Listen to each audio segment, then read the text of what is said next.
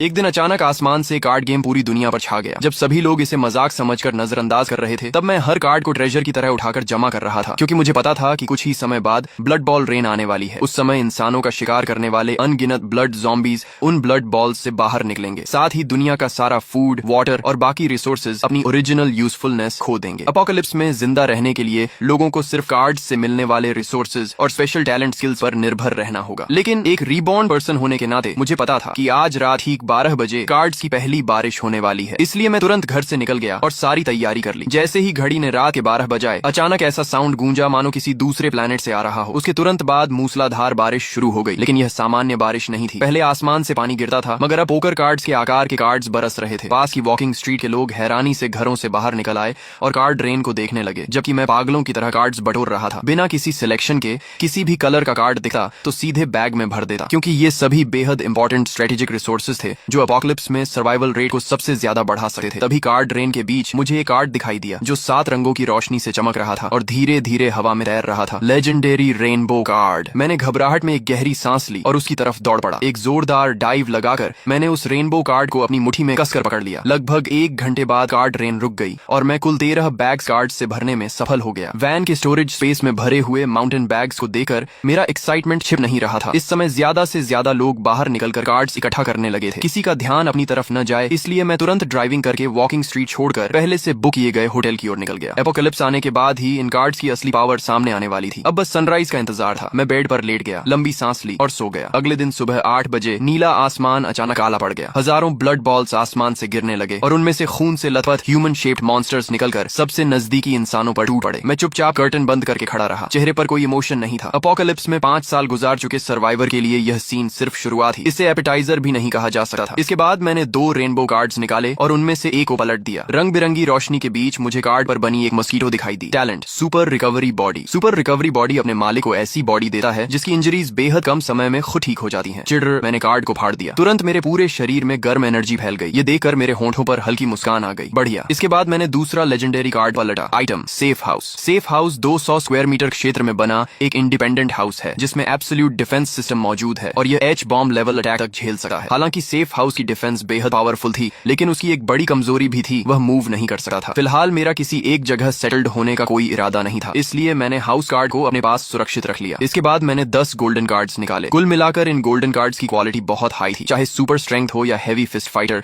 दोनों ही golden cards के T0 level talents थे। तभी अचानक रूम का डोर जोर से टूटकर खुल गया। मैले कुचैले कपड़ों में एक महिला अंदर गिर पड़ी और उसके पीछे 3 ब्लड ज़ॉम्बीज दौड़ते हुए आ गए। वह यंग वुमन चीखते हुए मदद के लिए हाथ बढ़ाने लगी। मैं आगे बढ़ा और सिर्फ 3 पंच में उन ब्लड ज़ॉम्बीज को खत्म कर दिया। महिला इतनी शॉक थी कि काफी देर तक जमीन पर पड़ी तीनों ब्लड ज़ॉम्बीज की बॉडीज को घूरती रही। फिर उसे होश आया और उसने कहा धन्यवाद। मैं उसे देखकर थोड़ा चौंक गया। लिन वार्नर। कितना अजीब संयोग है, अपोकलिप्स के पहले ही दिन उससे मुलाकात हो गई। सच कहूं तो उसने मेरी जान बचाई थी। पिछले जीवन में उसी की मदद से मैं मुश्किल से जिंदा रह पाया था। बाद में हमारा कम्युनिटी एरिया ज़ॉम्बी टाइड द्वारा डिस्ट्रॉय हो गया और फिर मैं उससे कभी नहीं मिला। तभी लिन वार्नर ने हैरानी से पूछा, तुम मुझे जानते हो? बड़ी स्टार हो तुम। मैं तुम्हें कैसे नहीं जानूंगा? मेरी बात सुनकर उसका टेंशन थोड़ा कम हो गया। उसने पूछा, क्या तुम बता सकते हो कि यह सब क्या हो रहा है? ये मॉन्स्टर्स आखिर हैं क्या? मैंने उसे संक्षेप में सब समझाया और फिर टॉपिक बदलते हुए माउंटेन बैग्स की तरफ इशारा किया। यहाँ 10-20 हजार कार्ड्स हैं। अगर मैं अकेले इन्हें सॉर्ट करूंगा तो बहुत समय बर्बाद हो जाएगा। मुझे एक हेल्पर की जरूरत है। क्या तुम मेरी टीम ज्वाइन करना चाहोगी? तुम्हारा काम सिर्फ कार्ड्स को कैटेगरी के हिसाब से सॉर्ट करना होगा और बदले में मैं तुम्हारी सेफ्टी और डेली नीड्स की जिम्मेदारी लूंगा। बाहर का एनवायरनमेंट बेहद डेंजरस था और हर तरफ मॉन्स्टर्स घूम रहे थे, जबकि उसके सामने खड़ा यह आदमी साफ तौर पर बहुत कुछ जानता था। उसके साथ रहना निश्चित रूप से ज्यादा सेफ था, इसलिए उसने तुरंत सिर हिलाकर हामी भर दी। फिर उसने माउंटेन बैग खोलकर सारे कार्ड्स बाहर निकाले और मेरे बताए अनुसार उन्हें अलग अलग कैटेगरीज में सॉर्ट करने लगी। कुछ देर बाद वह मिनरल वाटर की बोतल हिलाते हुए बुदबुदाई। अजीब है, इतना पानी पीने के बाद भी प्यास नहीं बुझ रही। वाटर समेत सारे फूड आइटम्स अब बेकार हो चुके हैं। मैंने बेड पर रखे व्हाइट कार्ड्स की तरफ इशारा किया। अब सब कुछ कार्ड से मिलेगा। वाटर कार्ड ढूंढो और उसे फाड़ दो। अगले ही पल उसने एक वाटर कार्ड निकाला और उसे फाड़ दिया। तुरंत उसके हाथ में एक छोटी वाटर बोतल प्रकट हो गई। कितना अमेजिंग है, वह हैरानी से बोली और एक ही सांस में पूरा पानी पीकर फिर कार्ड्स सॉर्ट करने लगी। दोपहर के करीब 12 बजे तक बाहर की सड़क शांत थी। तभी अचानक इंसानों की एक टीम वहां दिखाई दी। उनके पीछे 10 से ज्यादा यंग मेन और वुमेन चल रहे थे और सभी के पास वेपन्स थे। आसपास के ब्लड ज़ॉम्बीज ने जैसे ही इंसानों को देखा, वे गरजते हुए उनकी तरफ दौड़ पड़े। लेकिन उस टीम की कॉम्बैट पावर बेहद जबरदस्त थी। दर्जनों ब्लड ज़ॉम्बीज उनके करीब पहुंचने से पहले ही टुकड़ों में काट दिए गए। उधर ब्लड ज़ॉम्बीज गिरे ही थे कि इधर विंडो के पास खड़ी लिन वार्नर तमाशा देखते हुए उत्साहित होकर चिल्ला उठी, वाह ये लोग कितने पावरफुल हैं, हम यहाँ हैं, हेल्प। मैं तुरंत भौहें सिकोड़कर उसकी तरफ देखने लगा, लेकिन अब कुछ करने में देर हो चुकी थी, क्योंकि पूरी टीम की नजर एक साथ हमारी तरफ हो चुकी थी। कुछ ही देर बाद वह टीम होटल लॉबी में पहुंच गई। जो वेन बेहद एक्साइटेड होकर बोला, लिन वानर, मैं आपका फैन हूँ। मैंने कभी नहीं सोचा था कि न्यू सिटी में बिजनेस ट्रिप के दौरान आपसे मुलाकात हो जाएगी। तभी लिन वानर ने शिष्टता से पूछा, नमस्ते, आप लोग कहाँ जाने वाले हैं? जो वेन ने तुरंत जवाब दिया, बिल्कुल ब्लड ज़ोंबीज का शिकार करने और कार्ड्स हासिल करने। उन ब्लड ज़ोंबीज के शरीर में कार्ड्स होते हैं। अगर लक अच्छा रहा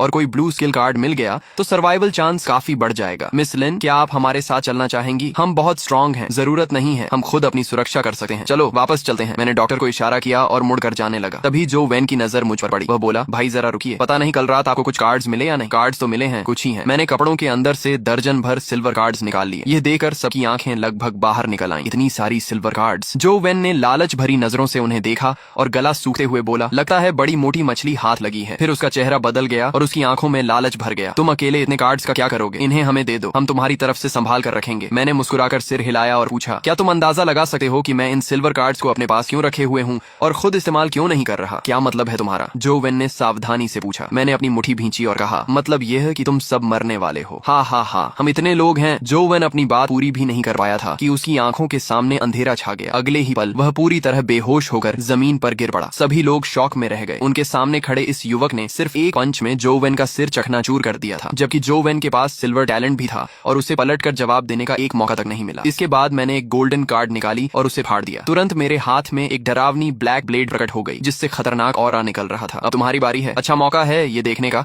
कि मेरी ब्लेड कितनी शार्प है। रुको, हमने तुम्हारा क्या बिगाड़ा है? हम तुमसे लड़ना नहीं चाहते, हम अभी यहाँ से चले जाते हैं। लेकिन मैंने उनकी एक नहीं सुनी। ब्लैक ब्लेड घुमाते हुए मैं सीधे भीड़ में घुस गया। तुरंत चीख पुकार मच गई। मेरे अटैक शुरू करने से लेकर पूरी टीम के खत्म होने तक कुल 2 मिनट भी नहीं लगे। इस समय लिन वानर जमीन पर बिखरी बॉडीज को देखकर खुद को रोक नहीं पाई और घुटनों के बल बैठकर जोर जोर से उल्टियां करने लगी। उसने सपने में भी नहीं सोचा था कि सामने से सभ्य दिखने वाला यह आदमी इतना निर्दयी और बेरहम हो सकता है। उल्टी खत्म हो जाए तो बॉडीज की तलाशी लेना मत भूलना। सारे कार्ड्स निकाल कर मेरे पास ले आना। इतना कहकर मैंने ब्लेड म्यान में डाली और बिना पीछे देखे ऊपर चला गया। लगभग 15 मिनट बाद लिन वानर दर्जनों कार्ड्स लेकर वापस आई। उसकी आंखें लाल थीं और वह लगभग रोते हुए बोली, सॉरी, आगे से मैं कभी बेवजह नहीं बोलूंगी। मैंने हल्की मुस्कान के साथ माउंटेन बैग्स में भरे कार्ड्स की तरफ इशारा किया। काम जारी रखो। अगर मैं तुमसे नाराज होता तो तुम्हें भी उनके साथ काट चुका होता। आखिर अपोकलिप्स अभी अभी शुरू हुआ था। हर कोई इतनी जल्दी इसके अनुसार खुद को नहीं ढाल सकता था। इसके बाद अगले कुछ घंटों में कई ह्यूमन टीम्स वहां से गुजरी, लेकिन पिछली घटना से सबक सीख चुकी लिन वानर ने चुप रहना सीख लिया था। शाम ढलते समय दूर से ब्लड ज़ॉम्बीज की डरावनी गर्जनाएं हवा में तैर कर आने लगी। अंधेरा होने वाला है, अब थोड़ा एक्सरसाइज करने का समय आ गया। मैंने बुदबुदाते हुए 5 सिल्वर कार्ड्स उसकी तरफ फेंक दी। ये क्या है? उसने हैरानी से पूछा। बाहर हंटिंग पर जाने से पहले इन 5 कार्ड्स को इस्तेमाल करो। लिन वानर ने एक एक करके सिल्वर कार्ड्स पलटी और पाया कि सभी कार्ड्स सपोर्ट टाइप स्किल्स थी। वह तुरंत समझ गई और बोली, अब समझी मैं कि तुम इतनी देर से सिल्वर कार्ड्स क्यों छांट रहे थे। तुम मुझे एक सपोर्ट टूल पर्सन बनाना चाहते हो। मैं हंस पड़ा। तुम्हें समझ नहीं है, सपोर्ट टाइप लोग सबसे वैल्यूएबल होते हैं। वे अपने साथियों को बड़े बफ्स देते हैं और खुद भी कुछ हद तक सेल्फ प्रोटेक्शन कर सकते हैं। अगर किसी दूसरी टीम ने तुम्हें पकड़ भी लिया तो वे तुम्हें आसानी से नहीं मारेंगे। और अगर तुम्हें टूल पर्सन बनना पसंद नहीं है तो मैं तुम्हारे लिए कॉम्बैट टैलेंट्स का सेट तैयार कर देता हूँ। फिर जाकर ब्लड ज़ॉम्बीज से हैंड टू हैंड फाइट करना। ये सुनते ही लिन वानर ने तेजी से सिर हिला दिया। ब्लड ज़ॉम्बीज के सड़े हुए शरीर की बदबू ही उसके लिए काफी थी। उसे हल्की क्लीनलीनेस ऑब्सेशन थी और वह सिर्फ सोचकर ही असहज हो गई। स्किल्स सीखने के बाद उसने व्यवस्थित रखे कार्ड्स की तरफ देखा और पूछा, लेकिन अगर हम बाहर जाएंगे तो इन कार्ड्स का क्या होगा? मैंने हाथ में पकड़ी गोल्डन कार्ड हिलाई। सारे कार्ड्स व्हीकल में शिफ्ट कर देंगे। इतना कहकर मैंने सारे माउंटेन बैग्स होटल गेट तक पहुंचा दिए। फिर मोटर होम गोल्डन कार्ड फाड़कर आगे फेंक दी। एक चमक के साथ वहां अचानक एक medium sized luxury motor home प्रकट हो गई। उसके अंदर दिन जैसी रोशनी थी। लिन वानर आराम से बैठकर फिर कार्ड्स सोर्ट करने लगी। हम कहाँ जा रहे हैं? मेरी मानो तो हमारे पास पहले ही इतने कार्ड्स हैं कि 1-2 साल आराम से निकल जाएंगे। अब रिस्क लेने की क्या जरूरत है? किसी सुरक्षित जगह छिपकर रहना ही सबसे अच्छा नहीं होगा? मैंने उंगली हिलाते हुए कहा। अगर आखिर तक छिपे रहे तो रिसोर्सेज खत्म होने के बाद मौत है। अपोकलिप्स में लंबे समय तक जिंदा रहना है तो रिसोर्सेज लूट करने होंगे और खुद को लगातार स्ट्रॉन्ग बनाना होगा। तुम्हें पता है मैं रात में ही बाहर क्यों निकलता हूँ? लिन वानर ने सिर हिलाया। रात में ब्लड ज़ॉम्बीज ज्यादा वायलेंट हो जाते हैं और बेहतर क्वालिटी के कार्ड्स ड्रॉ करते हैं। इसके अलावा रात में एक नया मॉन्स्टर भी निकलता है। नया मॉन्स्टर? वह क्या है? ये सुनते ही उसके शरीर में सिहरन दौड़ गई। Night demon. इसकी स्पीड बहुत तेज होती है, स्ट्रेंथ बहुत ज्यादा होती है और डिफेंस भी बेहद हाई होती है। बस इसकी आंखें नहीं देख सकती, बाकी लगभग हर एट्रीब्यूट मैक्स लेवल पर होता है। नाइट डीमन का डिस्क्रिप्शन सुनते ही लिन वानर का चेहरा पीला पड़ गया। अगर नाइट डीमन इतना खतरनाक है तो हम उसे ढूंढने क्यों जा रहे हैं? हाई रिस्क का मतलब हाई रिवॉर्ड होता है। सबसे खराब स्थिति में भी night demon silver card draw करता है। लक अच्छा रहा तो गोल्डन कार्ड और शायद लेजेंडरी रेनबो कार्ड भी मिल सकती है। लेकिन तुमने खुद कहा था कि वह बहुत पावरफुल है। फुली आर्म्ड टीम्स भी उसे नहीं हरा पाती। नाइट डीमन पावरफुल है लेकिन मैं भी कमजोर नहीं हूँ। हम पहुंचने वाले हैं। तुम व्हीकल के अंदर रहना और बफ ऑरा चालू रखना। इस समय रेजिडेंशियल एरिया में कुछ लाइट्स जल रही थी। खुले मैदान में दर्जनों ब्लड ज़ॉम्बीज लाशों को नोच नोच कर खा रहे थे और ज़ॉम्बी ग्रू के बीच एक विशाल मॉन्स्टर लेटा हुआ था। उसकी हाइट कम से कम 2 से 3 मीटर थी और वेट 500 पाउंड से ज्यादा। लिन वानर ने मुंह ढक लिया। उसकी आंखें शॉक से फैल गईं। वह सोच भी नहीं सकती थी कि इंसान इंसान ऐसे मॉन्स्टर का सामना कैसे कर सकते हैं। तभी मैंने व्हीकल की लाइट्स बंद कर दी, की निकाली और ब्लैक ब्लेड लेकर नीचे उतर गया। नाइट डीमन से निपटने के मेरे पास कई तरीके थे। सबसे आसान तरीका फॉरेस्ट वुल्फ स्नाइपर राइफल से दूर से हेडशॉट करना था, लेकिन मैं अपनी असली कॉम्बैट स्ट्रेंथ टेस्ट करना चाहता था। सबसे महत्वपूर्ण बात यह थी कि क्लोज कॉम्बैट किल का रिवॉर्ड लॉन्ग रेंज किल से कहीं बेहतर मिलता था। यह बात पिछले जीवन में कई टेस्ट के बाद साबित हुई थी। जब हमारे बीच लगभग 20 मीटर का फासला बचा था, तब ब्लड ज़ॉम्बीज ने मेरी गंध महसूस कर ली। वे अपनी ह्यूमन फीस छोड़कर गरजते हुए मेरी तरफ दौड़ पड़े। मैंने शांत भाव से ब्लेड घुमाई। एक स्लैश में कई ब्लड ज़ॉम्बीज कट गए। अगला अटैक हुआ और 5 और ब्लड ज़ॉम्बीज मारे गए। 20 से ज्यादा ब्लड ज़ॉम्बीज मेरे कपड़ों को छू भी नहीं पाए और सभी खत्म हो गए। नाइट डीमन ने धीरे धीरे अपना विशाल शरीर घुमाकर मेरी तरफ देखा। ब्लड ज़ॉम्बीज के मुकाबले उसमें कुछ इंटेलिजेंस भी थी। उसकी इंस्टिंक्ट उसे बता रही थी कि सामने खड़ा इंसान बेहद खतरनाक है। मैंने ब्लेड से खून झटक दिया और आगे बढ़ा। उसी समय नाइट डीमन भी हरकत में आया। वह 7-8 मीटर ऊंची छलांग लगाकर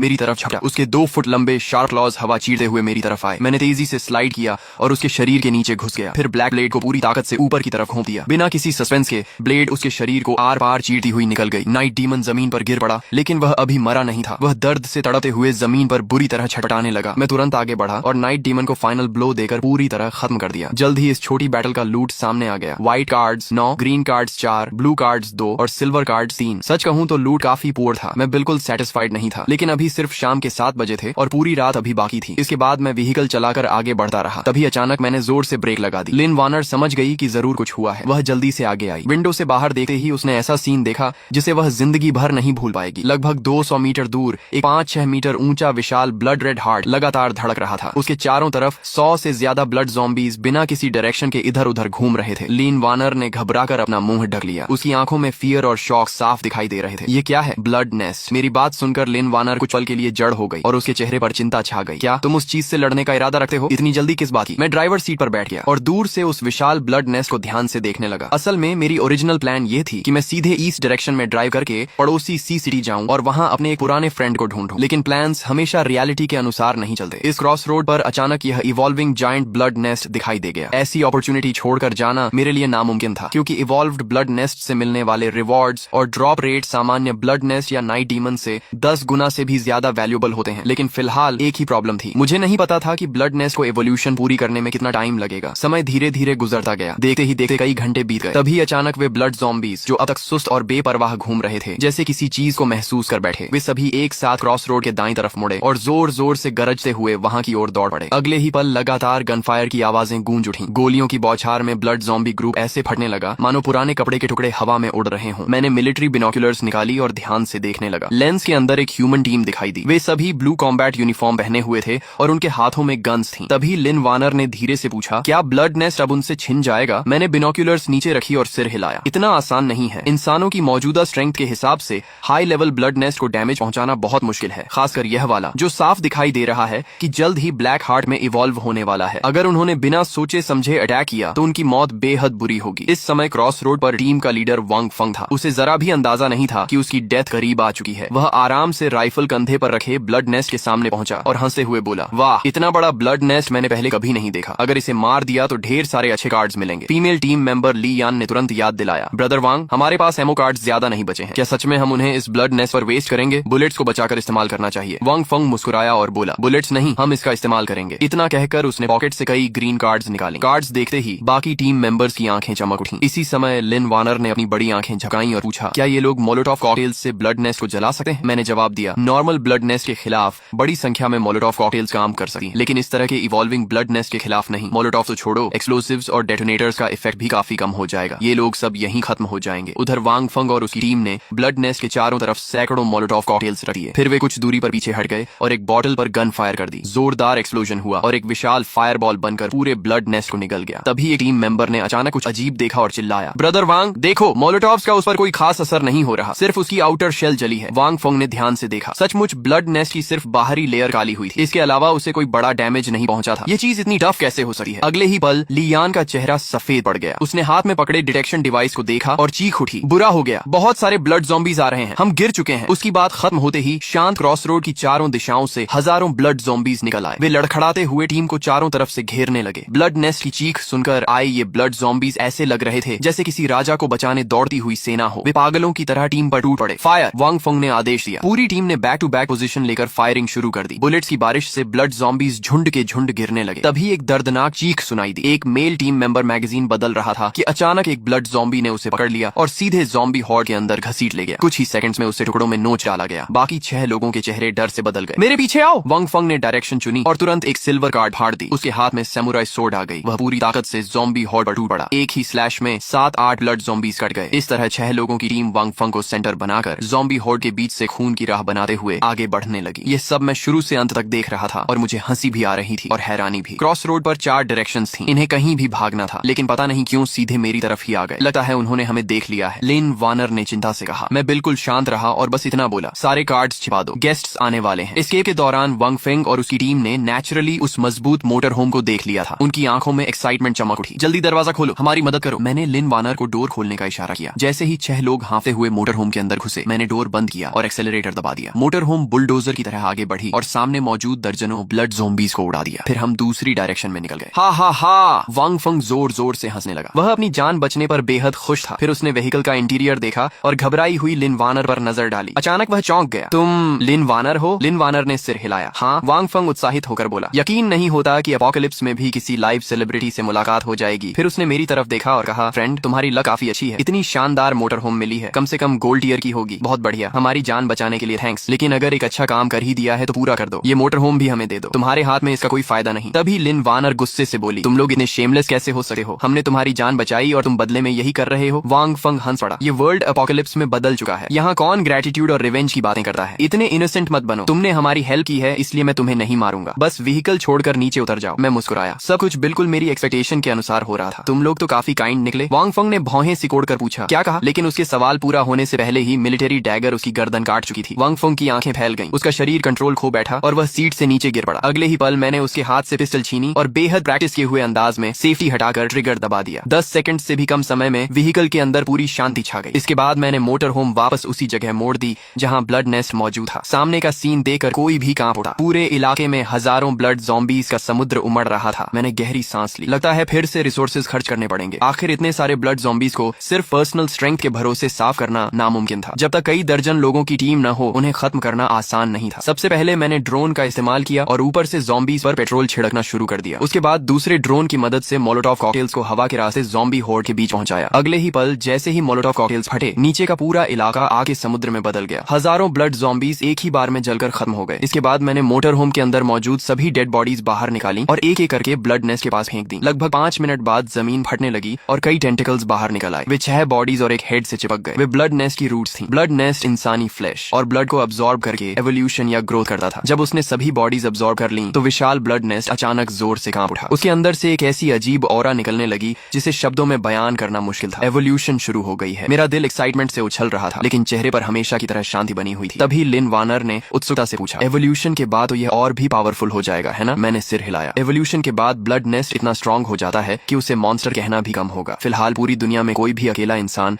ब्लैक हार्ट को सोलो फाइट में नहीं हरा सका, लेकिन एवोल्यूशन प्रोसेस के दौरान ब्लड नेस्ट अपनी सारी एनर्जी कोर में खींच लेता है ताकि ट्रांसफॉर्मेशन पूरा हो सके। दूसरे शब्दों में कहूं तो यही उसका सबसे वीक मोमेंट होता है। इस समय उसकी डिफेंस सामान्य ब्लड नेस्ट से ज्यादा नहीं होती और उसे मारना सबसे आसान होता है। इसके बाद मैं ब्लैक ब्लेड लेकर सीधे ब्लड नेस्ट की तरफ बढ़ गया। ब्लेड ने उसकी आउटर शेल को ऐसे काट दिया जैसे गर्म चाकू मक्खन को काटा है। ब्लड नेस्ट का अंदरूनी हिस्सा पूरी तरह दिखाई देने लगा। ऊपर से नीचे तक सैकड़ों स्ट्रेंज फ्लैश पॉड्स बेतरतीब तरीके से लगे हुए थे। मैं उसके अंदर गहराई तक पहुंचा और जल्द ही मुझे वह हार्ट मिल गया जो हवा में तैर रहा था और धीरे धीरे अपना कलर बदल रहा था। जैसे ही हार्ट पूरी तरह ब्लैक कलर में बदल गया, मैंने बिना एक पल गंवाए ब्लेड चलाई और ब्लैक हार्ट को काटकर अलग कर दिया। फिर मैं तुरंत मुड़ा और तेजी से मोटर होम की तरफ भाग गया। व्हीकल के अंदर लिन वानर की आंखों में क्यूरियोसिटी भरी हुई थी। क्या यही ब्लैक हार्ट है? मैंने सिर हिलाया और ब्लैक हार्ट को डाइनिंग टेबल पर रख दिया। फिर गहरी सांस लेते हुए बोला, यह ब्लैक हार्ट है, अपोकलिप्स के शुरुआती दौर का सबसे प्रेशियस रिसोर्स। जैसे ही मैंने ब्लेड से उसे 2 हिस्सों में बांटा, ब्लैक हार्ट तुरंत राख बनकर बिखर गया। लेकिन जहां वह रखा था वहां कार्ड्स का एक बड़ा स्टैक दिखाई दिया। कुल मिलाकर वहां दर्जन भर से ज्यादा कार्ड्स थी। मैंने उत्साह में अपने हाथ रगड़े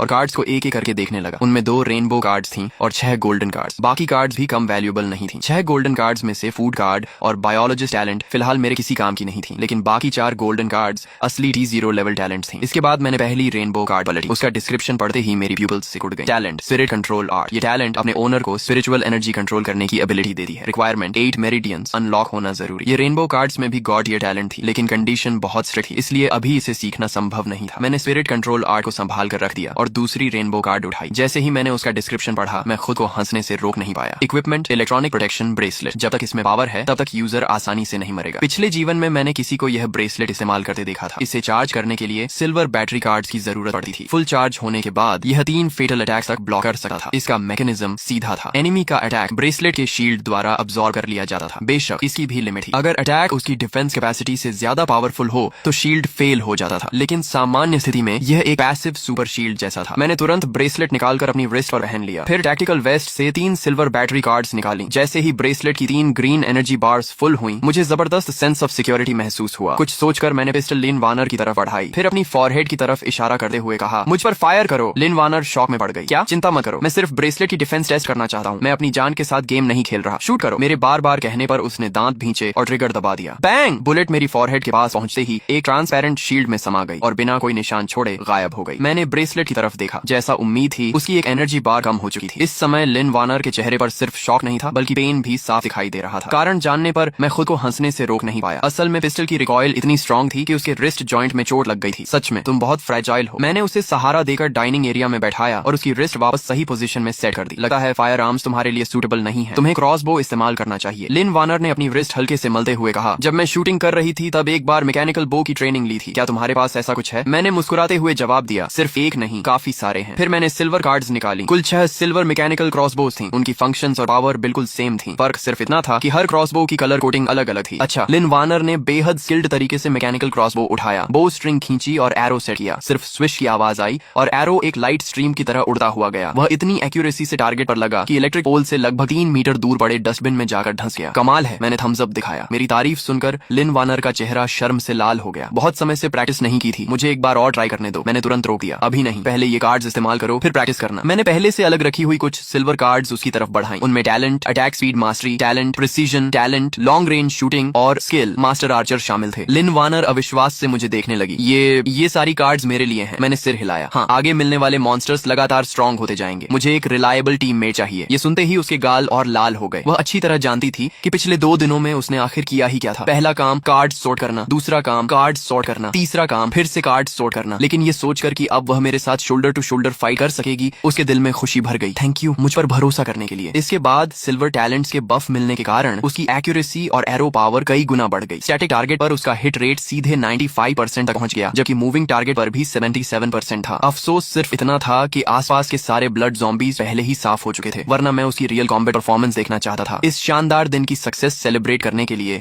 मैंने एक सिल्वर फूड कार्ड फाड़ दी। तुरंत सिचुआन हॉट फीस्ट तैयार हो गई। टेबल पर प्रीमियम बीफ, मटन और तरह तरह की फ्रेश वेजिटेबल्स सज गई। कुल मिलाकर 30 से ज्यादा डिशेस मौजूद थी। वाह, ये तो बहुत लग्जूरियस है, लेकिन इतना खाऊंगी तो मोटी तो नहीं हो जाऊंगी। मैंने सिर पकड़ लिया। ये कैसी बात हुई? बाकी लोग इस एपोकलिप्स में भूखे मरने की चिंता कर रहे हैं और तुम्हें वेट गेन की चिंता हो रही है। तभी ठक ठक ठक की आवाज आई। जब हम दोनों हॉट पॉट का मजा ले रहे थे तभी मोटर होम का डोर जोर जोर से नॉक किया जाने लगा। मैंने ड्राइविंग रिकॉर्डर स्क्रीन पर नजर डाली। पहले मुझे लगा कोई ब्लड ज़ॉम्बी होगा, लेकिन बाहर एक मिडिल एज कपल खड़ा था और वुमन की गोद में 3-4 साल का छोटा बच्चा था। वुमन रोते हुए बोली, प्लीज हमारी मदद कीजिए, हमें 2 दिन से पानी नहीं मिला है, थोड़ा वाटर और फूड दे दीजिए। मैं कुछ पल सोचता रहा, फिर डोर खोल दिया। लिन वानर, कुछ वाटर कार्ड्स और फूड कार्ड्स लेकर आओ। वह जल्दी से कैबिनेट तक गई और कुछ कार्ड्स निकालकर कपल को दे दिए। मिडिल एज कपल भावुक होकर मेरे सामने घुटनों के बल बैठ गए। Thank you. मैंने सिर्फ सिर हिलाया। रात में बाहर सेफ नहीं है, वापस घर जाओ। इतना कहकर मैं डोर बंद करने ही वाला था कि मिडिल एज मैन अचानक बोला, रुकिए 1 मिनट। मैंने बिना किसी नरमी के जवाब दिया, अगर तुम लोग व्हीकल में चढ़ने की परमिशन मांगने वाले हो तो मैं अभी साफ बता देता हूँ कि यह इम्पॉसिबल है। आदमी थोड़ा झेप गया। नहीं, ऐसी बात नहीं है, आपने हमें वाटर और फूड दिया, हम पहले ही बहुत थैंकफुल हैं। हम ऐसा सोच भी नहीं सकते, लेकिन मेरा बेटा सिर्फ 3 साल का है, बाहर बहुत डेंजर है। क्या आप? मैंने उसकी बात पूरी होने से पहले ही मना कर दिया। बिल्कुल नहीं, इस बारे में सोचना भी मत, अभी मेरा मूड अच्छा है, इसलिए चुपचाप चले जाओ। इतना कहकर मैंने सीधे डोर बंद कर दिया। लिन वानर ने कुछ नहीं कहा, वह बस लगातार मुझे देखती रही। मैंने मुस्कुराकर पूछा, क्या हुआ? मेरे चेहरे पर कुछ उग आया है क्या? उसने सिर हिलाया। नहीं, मुझे बस उम्मीद नहीं थी कि तुम उन्हें कार्ड्स दोगे। मैंने शांत स्वर में कहा, वह 3 लोगों का परिवार शायद अपोकलिप्स के सेकंड फेज तक भी जिंदा नहीं रह पाएगा, इसलिए मैंने उन्हें सीरियस सर्वाइवर की तरह देखा ही नहीं। मेरे लिए वे सड़क पर घूमने वाली स्ट्रे कैट्स और डॉग्स जैसे हैं। वैसे भी मेरे पास एक्स्ट्रा रिसोर्सेज थी, थोड़ा दे देने में कोई प्रॉब्लम नहीं। इसके बाद हम आराम से खाकर बैठे रहे। मैंने मिलिट्री बिनोकुलर्स उठाई और स्काई में मौजूद मॉन्स्टर्स को देखने लगा। मेरा अंदाजा था कि ज्यादा समय नहीं लगेगा और दूसरी कार्ड रेंज शुरू हो जाएगी, इसलिए मैंने तय किया कि आज रात कोई एक्शन नहीं करूंगा और पूरा रेस्ट लेकर एनर्जी रिकवर करूंगा। अगले दिन सुबह 7:30 बजे बिल्कुल मेरी प्रेडिक्शन के अनुसार दूसरी कार्ड रेंज शुरू हो गई। हालांकि इसका स्केल पहली रेंज से काफी छोटा था, लेकिन सर्वाइवर्स के लिए यह फिर भी होप लेकर आई थी। आसपास के रेजिडेंट्स खुशी से चिल्लाते हुए कार्ड्स इकट्ठा करने बाहर निकल आए। थोड़ी देर बाद कार्ड रेन खत्म हो गई। ये पूरी रेन 1 घंटे से भी कम चली। इस बार मेरा लक ज्यादा अच्छा नहीं रहा। मुझे सिर्फ कुछ रिसोर्स टाइप गोल्डन कार्ड्स मिली, जबकि जबकि बाकी सभी ब्लू और ग्रीन कार्ड्स थी। इसलिए मैंने सोचा कि रेजिडेंशियल एरिया में जाकर देखता हूँ, शायद कोई हाई क्वालिटी कार्ड एक्सचेंज करने को मिल जाए। लेकिन रेजिडेंट्स के लिए इस समय सबसे इंपॉर्टेंट चीज फूड और वाटर थी। इसके बाद मैंने फूड और वाटर से भरा एक बैग तैयार किया और उसे अपनी पीठ पर टांग लिया। फिर मैंने लिन वार्नर की तरफ देकर कहा, व्हीकल के अंदर ही रहना, कोई भी डोर नॉक करे मत खोलना, मैं ज्यादा दूर नहीं जाऊंगा, अगर कोई प्रॉब्लम हो तो मुझे कॉल कर देना। लिन वार्नर ने गंभीरता से सिर हिलाया, तुम भी अपना ध्यान रखना। मैं तुरंत व्हीकल से नीचे उतरा और एक गोल्डन कार्ड फाड़ दी। कार्ड को आगे फेंकते ही खाली ग्राउंड पर एक रेड गोस्ट फायर मोटरसाइकिल प्रकट हो गई। मोटर होम के बाद यह मेरी दूसरी गोल्डन व्हीकल कार्ड थी। इस मोटरसाइकिल का डिस्क्रिप्शन काफी फनी था। गोस्ट फायर मुसीबत में हो तो 8 दिशाओं से लोग सिर्फ लाइक करते हैं। सारी तैयारी पूरी होने के बाद मैं गोस्ट फायर मोटरसाइकिल पर बैठा और तेजी से आगे निकल गया। कुछ देर बाद मैं रेजिडेंशियल गार्डन पहुंचा। गार्डन पूरी तरह खाली था, वहां एक भी इंसान दिखाई नहीं दे रहा था। लेकिन मुझे अच्छी तरह पता था कि कॉलोनी के सारे रेजिडेंट्स अपने अपने फ्लैट्स में छिपे हुए थे और इस समय दर्जनों आंखें खिड़कियों के पीछे से मुझे चुपचाप देख रही थीं। मैं तुम लोगों के लिए कोई थ्रेट नहीं हूँ, मैं सिर्फ ट्रेड करने आया हूँ। मेरे पास फूड कार्ड्स और वाटर कार्ड्स की बड़ी क्वांटिटी है। मैं इन्हें फूड के अलावा किसी भी ग्रीन कार्ड या ब्लू कार्ड के बदले एक्सचेंज करना चाहता हूँ। अगर किसी के पास सिल्वर कार्ड या गोल्डन कार्ड है तो मैं और भी अच्छा रेट देने को तैयार हूँ। अपनी सिंसेरिटी दिखाने के लिए मैंने खुद बैग खोला और अंदर भरी रिसोर्स वाइट कार्ड्स बाहर निकालकर सबको दिखा दी। ऐसा मौका बार बार नहीं मिलेगा। मैं यहाँ ज्यादा देर रुकने वाला भी नहीं हूँ। कुछ देर तक आवाज लगाने के बाद अपार्टमेंट बिल्डिंग के अंदर से लोग सावधानी से बाहर निकलने लगे। जल्द ही मैंने 1000 से ज्यादा रिसोर्स वाइट कार्ड्स के बदले 300 से ज्यादा ब्लू और ग्रीन कार्ड्स हासिल कर ली, जिनकी यूजफुलनेस ज्यादा नहीं थी। जब एक्सचेंज लगभग खत्म हो गया तो मैं वापस जाने की तैयारी करने लगा। तभी पीछे से एक जानी पहचानी आवाज सुनाई दी, रेनबो कार्ड, तुम इसे कैसे एक्सचेंज करोगे, कैसे एक्सचेंज करोगे? ये सुनते ही मैं कुछ पल के लिए फ्रीज हो गया। मैंने तुरंत पीछे मुड़कर देखा, सामने वही आदमी खड़ा था जो पिछली रात मुझसे फूड मांगने आया था, वांग गुई। मैंने खुद को संभाला और धीरे से पूछा, तुम्हारे पास रेनबो कार्ड है? कार्ड का नाम क्या है? वांग गुई ने धीमी आवाज में कहा, स्पेस रिंग। ये सुनते ही मैंने गहरी सांस खींची। स्पेस रिंग, ये एक एब्सोल्यूट स्ट्रेटेजिक इक्विपमेंट थी। क्या तुम मेरी व्हीकल में चलकर आराम से बात करना चाहोगे? मुझे लगा वह मना कर देगा, लेकिन उसने बस एक छोटी सी हूं की आवाज निकाली और सीधे मेरी गोस्ट फायर मोटरसाइकिल पर बैठ गया। अगले ही पल उसने भूत जैसी शांत आवाज में कहा, कार्ड मैंने कहीं छिपा दी है, अगर तुम मुझे मार भी दोगे तो तुम्हें कुछ नहीं मिलेगा। मैं कुछ पल के लिए चौंका, फिर मुस्कुरा दिया। मोटर होम के अंदर पहुंचने के बाद मैंने लिन वार्नर से कहा कि वांग गुई को एक कप कॉफी और करी बीफ राइस दे दे। वांग गुई ने बिना कोई फॉर्मेलिटी दिखाए खाना पकड़ लिया और भूखे जानवर की तरह खाने लगा। मैं बिल्कुल भी जल्दी में नहीं था। उसके पूरा खाने का इंतजार किया और फिर बोला, अब ट्रेड की बात कर सकते हैं, तुम बदले में क्या चाहते हो? वांग गुई ने आंखें पोंछी और बोला, मुझे कोई कार्ड नहीं चाहिए, मुझे बस तुमसे 3 लोगों को मारना है। मेरी भौहें सिकुड़ गईं। कुछ तो गड़बड़ थी। क्या हुआ? वांग गुई की आंखें खाली थी। मेरी वाइफ मर गई, मेरा बेटा भी मर गया। ये सुनते ही लिन वार्नर शॉक में पड़ गई। क्या कल रात तो वे ठीक थे, अचानक ऐसा कैसे हो गया? वांग गुई की आवाज कांप उठी। मेरी वाइफ और बेटे को मारने वाले हु दाजून, वंग जिचेंग और जो यून हैं। उन्होंने बारी बारी से मेरी वाइफ को टॉर्चर किया और मेरे बेटे का गला घोंट दिया। अगले ही पल वांग गुई अचानक बेकाबू हो गया। उसने टेबल पर मुट्ठी दे मारी और चिल्लाया, मैं उन्हें मरते हुए देखना चाहता हूँ, बस उन्हें मार दो, रेनबो कार्ड तुम्हारी होगी, प्लीज मेरी मदद करो। मैं जानता हूँ कि तुम्हारे पास यह करने की पावर है। मैंने कुछ देर तक उस आदमी को देखा जो दर्द और ग्रीफ से टूट चुका था। फिर शांत स्वर में बोला, मैं तुम्हारी डील एक्सेप्ट करता हूँ और एक एक्स्ट्रा कंडीशन भी दूंगा। अगर सिचुएशन ने अलाउ किया तो तुम्हें खुद रिवेंज लेने का मौका मिलेगा। इसके बाद मैंने अपनी वॉच देखी, ब्लैक ब्लेड उठाई और खड़ा हो गया। मेरे साथ चलो। 5 मिनट बाद मैं वांग गुई को लेकर फिर उसी रेजिडेंशियल एरिया में पहुंच गया। मैं उससे पूछने ही वाला था कि वे लोग कहाँ रहते हैं, तभी उसने मेरा हाथ पकड़ लिया। उसका शरीर कांप रहा था। वो वही है, सामने वही लोग हैं। मैंने नजर उठाई, सामने से 3 यंग मैन हमारी तरफ आ रहे थे। तभी हुदाजुन मुस्कुराया, अरे वांग गुई वापस आ गया। वांग गुई की आंखें खून की तरह लाल थीं। तुम लोगों ने मेरी वाइफ और बेटे को मारा है, इनकार मत करना, किसी ने सब देखा है। हुदाजुन हंस पड़ा, किसने कहा कि मैं इनकार करूंगा? हाँ, मैंने ही मारा है, तो क्या कर लोगे? तभी वंग जिचेंग भी हंसे हुए बोला, एक बात माननी पड़ेगी, तुम्हारी वाइफ कमाल की थी। तुम्हें अंदाजा भी नहीं है कि जब हम उसके साथ थे तो वह कितनी कोऑपरेटिव थी। वांग गुई का दिमाग पूरी तरह टूट गया। मैं तुम लोगों को मार डालूंगा, वह पागलों की तरह आगे झटा, लेकिन मैंने उसे पकड़ लिया। मेरे चेहरे पर कोई इमोशन नहीं था। किसी की वाइफ के साथ जबरदस्ती करना, फिर मर्डर करना और यहाँ तक कि छोटे बच्चे को भी नहीं छोड़ना। तुम लोग सच में नीचे गिर चुके हो। हुदाजुन ने मुझे घूरते हुए कहा, तो तुम इसे रिवेंज दिलाने आए हो? उसके चेहरे पर साफ चैलेंज था। उसी समय उसके साथ खड़े दोनों लोगों ने जानबूझकर अपनी वेस्ट पर लगी पिस्टल्स दिखा दी। 3 आदमी, 3 गन्स, उन्हें पूरा कॉन्फिडेंस था। मैं हल्का सा मुस्कुराया, बस तुम तीनों ही हो? अगले ही पल हुदाजुन ने पिस्टल निकाली, मर जा। लेकिन ट्रिगर दबाने से पहले ही मैं फायर कर चुका था। बैंग, बुलेट ने उसकी आर्म तोड़ दी, मेरी बांह। हुदाजुन दर्द से चीखता हुआ जमीन पर गिर पड़ा। वांग जिचेंग और जो यून ने तुरंत मुझ पर फायर करना शुरू कर दिया, लेकिन उनकी बुलेट्स मेरे शरीर को छूते ही गायब हो गई। इलेक्ट्रॉनिक प्रोटेक्शन ब्रेसलेट ने हर अटैक अब्सॉर्ब कर लिया। मुझे एक भी स्क्रैच नहीं आई। मैंने उन्हें सोचने का मौका नहीं दिया। बैंग बैंग, 2 और शॉट्स गूंजे। दोनों की गन होल्डिंग आर्म्स टूट गई। क्यों? मैंने उसे हिट किया था, उसे कुछ हुआ क्यों नहीं? दर्द से दोनों चीखने लगे। इसके बाद मैंने वांग गुई के कंधे पर हाथ रखा और उसे एक ग्रीन ब्लेड कार्ड थमा दी। अब तुम्हें खुद अपनी वाइफ और बेटे का रिवेंज लेने का मौका मिलता है। तुम्हारी रिक्वेस्ट मैंने पूरी कर दी, अब मेरी पेमेंट कहाँ है? वांग गुई ने कांपती आवाज में जवाब दिया, बिल्डिंग के ग्राउंड फ्लोर पर जो ड्रेन पाइप है उसके पीछे। इतना कहकर उसने ब्लेड पकड़ी और धीरे धीरे उन तीनों की तरफ बढ़ने लगा जो जमीन पर पीछे हटे हुए दया की भीख मांग रहे थे। ब्रदर वांग, प्लीज हमें माफ कर दो, हमसे गलती हो गई, हमें छोड़ दो, हम तुम्हारे लिए कुछ भी करेंगे, हमारे पास बहुत सारे कार्ड्स हैं, सब तुम्हें दे देंगे, प्लीज हमें मत मारो। मैंने एक नजर नजर सीन पर डाली और फिर मुड़ गया। जो करना था मैं कर चुका था। अब लाइफ और डेथ का फैसला वांग गुई के हाथ में था। फिलहाल मेरी दिलचस्पी सिर्फ उस स्पेस रिंग में थी। जैसा उसने बताया था, बिल्डिंग के ग्राउंड फ्लोर के कॉरिडोर के आखिर में मौजूद ड्रेन पाइप के पीछे मिट्टी और इंडस्ट्रियल वेस्ट से ढका हुआ एक छोटा सा छिपा हुआ स्पॉट था। मैंने कार्ड को फाड़ा और रिंग अपनी उंगली में पहन ली। अगले ही पल मेरे दिमाग में एक चौकोर स्पेस दिखाई दिया। आकार में वह सिर्फ 10 क्यूबिक मीटर का था, लेकिन वास्तव में उसमें बहुत सारा सामान रखा जा सकता था। जिस क्षण मुझे स्पेस रिंग के अस्तित्व का पता चला था, उसी समय मैंने तय कर लिया था कि इसका इस्तेमाल किस लिए करूंगा। डेड बॉडी स्टोर करने के लिए। इसके बाद मैं बिल्डिंग से बाहर निकला और एक नजर चारों तरफ डाली। इस समय वांग गुई का पूरा शरीर खून से सना हुआ था। वह ब्लड पूल के बीच बैठा कभी रो रहा था, कभी हंस रहा था। ऐसे समय में किसी भी तरह की सांत्वना मीनिंगलेस लगी। मैंने कुछ नहीं कहा और बस उसके पास से गुजर गया। कुछ घंटों बाद फिर बारिश शुरू हो गई। नहीं, यह सामान्य बारिश नहीं थी, ब्लड रेन। लिन वार्नर की घबराई हुई आवाज ने मुझे जगा दिया। मैं ड्राइवर सीट पर आंखें बंद करके रेस्ट कर रहा था। मैंने विंडो से बाहर देखा। आसमान से अलग अलग साइज के ब्लड स्फीयर्स लगातार गिर रहे थे। उनकी संख्या पहली ब्लड रेन से कम नहीं बल्कि उससे भी ज्यादा थी। चलो अब तुम्हारी आर्चरी स्किल टेस्ट करने का समय आ गया है। इतना कहकर मैं लिन वार्नर को लेकर मोटर होम की रूफ पर चढ़ गया। क्या हुआ? इतनी डरी हुई क्यों लग रही हो? नहीं, मैं डरी नहीं हूँ। फिर कांप क्यों रही हो? लिन वार्नर मुस्कुराई। मैं डर नहीं रही, एक्साइटेड हूँ। पहले सिर्फ तुम्हें मॉन्स्टर्स मारते हुए देखी थी, अब आखिरकार मैं भी तुम्हारे साथ फाइट कर सकती हूँ। देखना, आज मैं अच्छा परफॉर्म करूंगी। बात करते करते उसने क्रॉस बो उठाई, बो स्ट्रिंग खींची और एरो छोड़ा। स्विश, एरो बिजली की तरह उड़कर गया और सीधे एक ब्लड ज़ॉम्बी के सिर को भेद गया। उसकी मूवमेंट स्मूथ और परफेक्ट थी। बहुत बढ़िया, ऐसे ही जारी रखो। मैंने थम्स अप दिखाया। इसके बाद समय तेजी से बीत गया। शाम होते होते हम फिर उसी क्रॉस रोड पर मोटर होम के अंदर लौट आए। नीचे आ जाओ और थोड़ा रेस्ट कर लो। आसपास शायद अब कोई ब्लड ज़ॉम्बी नहीं बचा है। मैंने रूफ पर मौजूद लिन वार्नर को आवाज दी। सिर्फ 2 घंटों के अंदर ही मुझे एहसास हो गया था कि उसमें कॉम्बैट टैलेंट और लर्निंग एबिलिटी बेहद स्ट्रॉन्ग थी। शुरुआत में वह हर ज़ॉम्बी को देकर घबरा जाती थी, लेकिन बाद में लगातार हेडशॉट्स लगाने लगी। उसकी इंप्रूवमेंट स्पीड सचमुच चौंकाने वाली थी। मैंने कुल 61 ब्लड ज़ॉम्बीज मारे हैं। लिन वार्नर खुशी से उछलते हुए व्हीकल के अंदर आई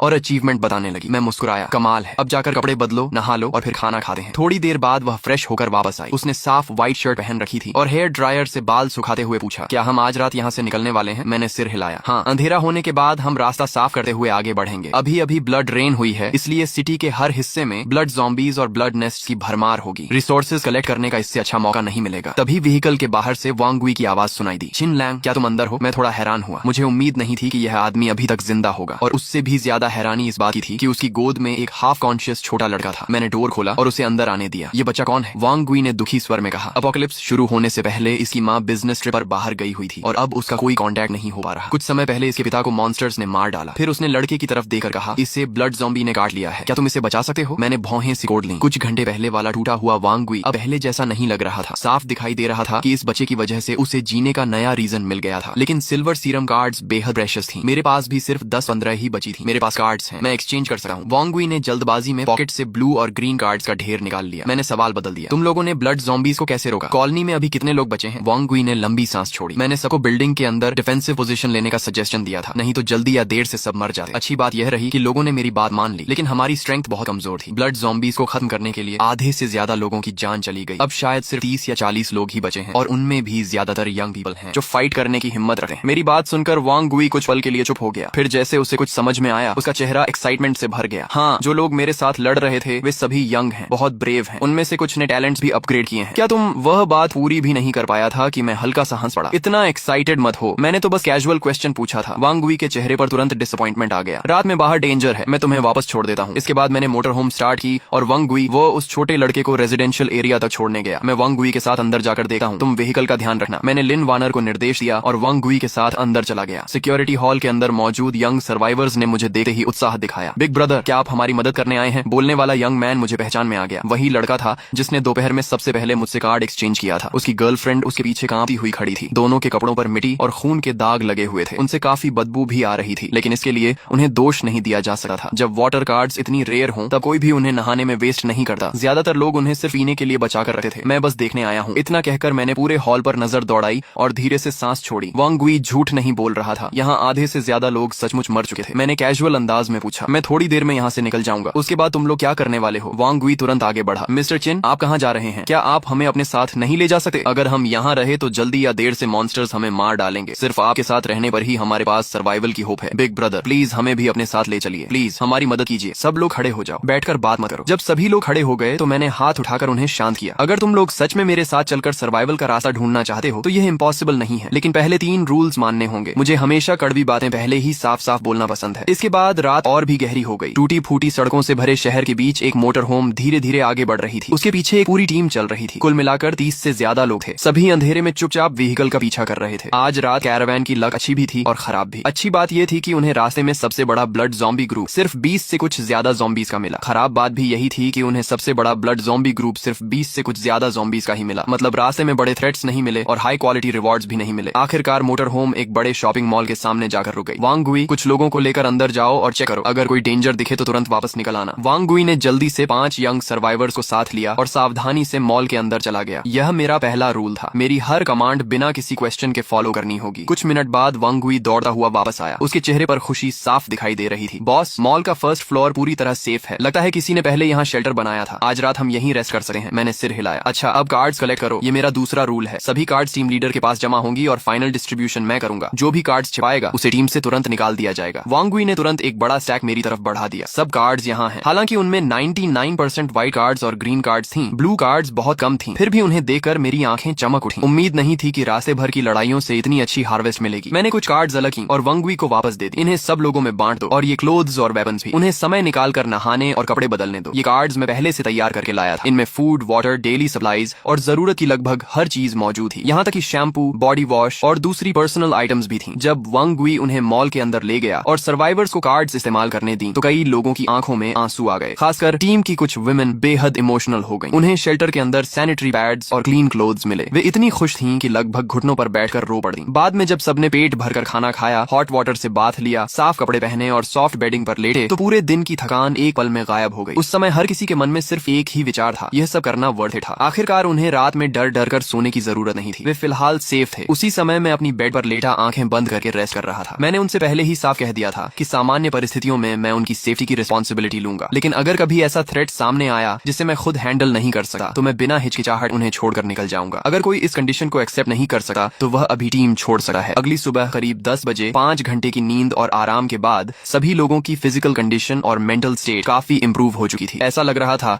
जैसे पूरी टीम एक रात में बदल गई हो। तभी वांग गुई दौड़ता हुआ मेरे पास आया। बॉस, सब लोग रेडी हैं, हम कब निकलेंगे? मैं मोटर होम से नीचे उतरा, लंबी स्ट्रेच ली और पॉकेट से 7 सिल्वर मैकेनिकल बो कार्ड्स निकाली। फिर मैंने उन्हें वांग गुई की तरफ बढ़ा दिया। ये 7 कार्ड्स टीम की विमेन को दे दो, उन्हें ट्रेनिंग शुरू करने को कहो। वांग गुई ने कार्ड्स को देखकर गहरी सांस ली। उसकी आंखों में एक्साइटमेंट साफ दिखाई दे रही थी। बॉस, इतनी सारी सिल्वर कार्ड्स, आपने तो सच में बहुत बड़ा इन्वेस्टमेंट कर दिया। मैं हल्का सा मुस्कुराया। इन्वेस्टमेंट के बिना रिटर्न कहाँ से मिलेगा? इसके बाद मैंने सिल्वर और ब्लू कार्ड्स का एक और स्टैक निकाला और वांग गुई को थमा दिया। इनमें right shields, military grade electric battens, swords और कॉम्बैट वेपन्स थी। इन्हें टीम के उन पुरुषों को देना जिनकी फिजिकल स्ट्रेंथ और फिटनेस अच्छी है। उन्हें साफ बता देना कि अगर जिंदा रहना है तो पूरी जान लगानी पड़ेगी। जो कोई भी मेरा इक्विपमेंट लेकर आलस करेगा या फाइट से बचने की कोशिश करेगा उसके साथ मैं बिल्कुल नरमी नहीं बरतूंगा। वांग गुई तुरंत सिर हिलाने लगा। बॉस, आप चिंता मत कीजिए, अगर कोई भी काम चोरी करेगा तो सबसे पहले मैं ही उसे नहीं छोड़ूंगा। सारी व्यवस्था करने के बाद मैंने अचानक टॉपिक बदल दिया। शौबाओ की तबीयत कैसी है? वांग गुई के चेहरे पर तुरंत एक नरम मुस्कान आ गई। शुक्र है बॉस, आपकी स्पेशल मेडिसिन की वजह से शाओबाओ काफी बेहतर है। वह पूरी रात सोया और सुबह उठते ही भूख लगने की शिकायत करने लगा। बच्चे रिकवरी जल्दी करते हैं। मैंने पॉकेट से 10 ग्रीन कार्ड्स निकाली और उसकी तरफ बढ़ा दी। ये ग्रीन कार्ड्स रख लो और ये मिल्क पाउडर और ब्रेड के पैकेट भी, ये मैं पर्सनल तौर पर तुम्हें दे रहा हूँ। सच कहूँ तो मैं खुद भी इन्हें इस्तेमाल करने से बचा रहा था। वांग गुई की आंखें लाल हो गईं। वह भावुक होकर बोला, बॉस, आपका ये एहसान मैं जिंदगी भर नहीं भूलूंगा। मैंने हाथ हिलाया। ठीक है, अब जाकर अपना काम करो। उसे जाते हुए देखकर मैंने धीरे से सांस छोड़ी। इतनी बड़ी टीम को संभालना आसान नहीं था। चाहे रिसोर्सेज कितनी भी हों, लगातार इस तरह खर्च करने पर वे भी खत्म हो जाती हैं। अब मेरे पास सिर्फ 100 से कुछ ज्यादा सिल्वर कार्ड्स बची थी। आगे मुझे काफी सावधानी से उन्हें इस्तेमाल करना होगा। पूरा दिन मेरे पास कोई खास काम नहीं था,